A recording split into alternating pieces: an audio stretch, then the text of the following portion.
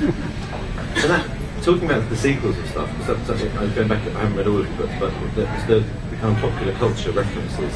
And does that come with a risk in terms of dating your work? I mean, when I was looking back over one's life, it feels very much of the time it is then and now. Does that come with a bit of a risk? Would you do that consciously? I think it comes with a risk. I do it consciously. I kind of resent books where clearly people are keeping out all the popular culture references, so they'll never tell you what someone's listening to or watching on TV or reading because they're frightened of the book will date. I think that one thing about posterity is that you can't get posterity by trying to look after it now, if you see what I mean. Yeah. So I'd rather be read now, and if the books survive, they survive. But, High Fidelity is 10 years old, Fever Pitch, or more, 13 years old, Fever Pitch is 16 years old. They are lasting at the moment. I think if they are published in 25 years, you might need footnotes. That's okay. And thinking about dating, I saw something else that you'd said about that you write your books for a woman, which I thought was very interesting. Does that mean that your books are really just some kind of big extended chat-up line? Who is this woman? Well, I think it started because Fever Pitch, my first book, my agent was a woman and my editor was a woman and my wife was a woman. And just that way. And it was really knowing that those three people were going to be the first three people that read the book. Yeah. Made a big difference to me. It made a big difference to the tone of that book, I think, in an extremely helpful way. If I'd maybe written it for a guy, I might have tried to get more kind of blokey and train spottery about results and football.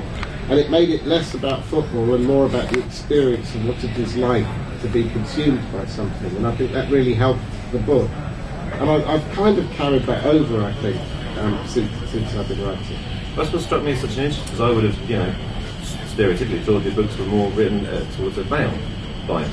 Do you think much about, beyond the woman, do you think much about the broader audience? Does they affect you when you're writing? No, I don't think it can. And the longer it goes on, and the more you meet the readership, the more you see that it isn't one person or one kind of person, and it's not all blokes, it's not all girls, it's or the same age either. So I tend to keep focused on some kind of imaginary figure. And what would you recommend? You do, I mentioned the brilliant spinebreakers.co.uk, wherein you've done quite a bit of mentoring work with young people who are writing or wanting to break through. What are your tips that want to be aspiring writers out there? Well, I'm very shocked about how few aspiring writers read on a regular basis, and I think that's the first thing you've got to tell people, is you've got to read everything. You've got to read everything you get your hands on.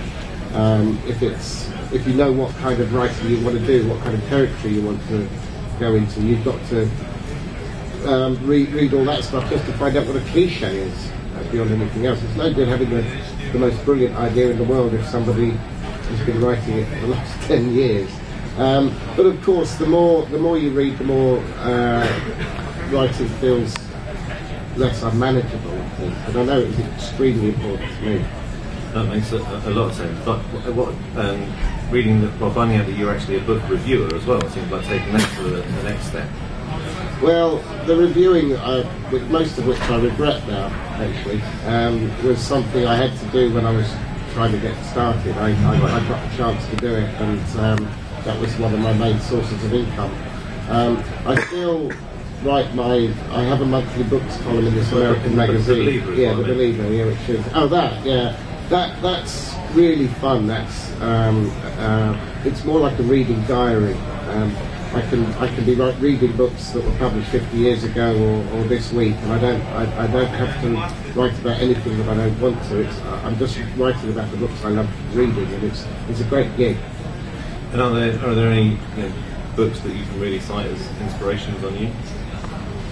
Oh yes, there was again back to the women, but an American writer called Ann Tyler. When I started reading her, there were two books in particular. One's called The Accidental Tourist and one's called Dinner at the Homesick Restaurant. And they had an electrifying effect on me, which would probably mystify most people. But when I read her, I knew what I wanted to do and how I wanted to do it. And at the time, I wasn't really writing prose, so my readers are terrible. They're always pissed. They're using you as a illustration in a chocolate. All the big flies. But she changed my life, really, because that was the kind of writing I wanted to do. And if we got rid of me, which would be no bad thing, and you were here, who would the author be that you would like to sit down and interview, dead or alive? Dickens. Excellent. What would be your first question? I'll write it down. Well, Dickens, I think, invented 13,000 characters, which I think is one of the most astonishing achievements in literature. You remember that? Not you. No, not me. But you can get dictionaries of Dickens characters that are, like proper books, A to Z, just of characters. So I'd like to ask him about how he remembered or how he managed to delineate and distinguish 13,000 characters. And if there was a book you could have written that isn't one of yours, would it be Dickens? Someone asked me the other day, I had to do a questionnaire, so which book do you wish you'd written? And my honest answer was my next one. Then it would be done.